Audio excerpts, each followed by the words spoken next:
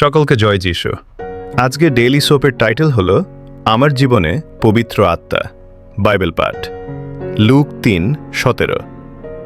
এমন সময় যখন তাদের সবাইকে বললেন, আমি তোমাদের জলে বাপ্তিস্ম দিচ্ছি, কিন্তু যিনি আমার চেয়ে শক্তিশালী তিনি আসছেন। আমি তার জুতার ফিতা খুলবারও যোগ্য নই। তিনি পবিত্র আত্মা ও আগুনে তোমাদের বাপ্তিস্ম দেবেন। পর্যবেক্ষণ: লুকের সুসমাচারে যিশুর জীবনের প্রতিটি গুরুত্বপূর্ণ মুহূর্তে পবিত্র আত্মার কাজ স্পষ্টভাবে দেখা যায়।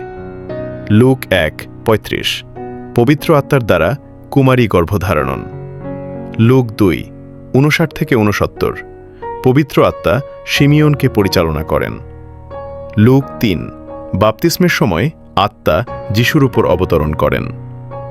লুক 4 আত্মার দ্বারা পরিচালিত, পরীক্ষিত এবং শক্তিতে পরিপূর্ণ যিশু এই একই পবিত্র আত্মার সঙ্গেই আমাদের নতুন সম্পর্ক স্থাপন করেন যিশু।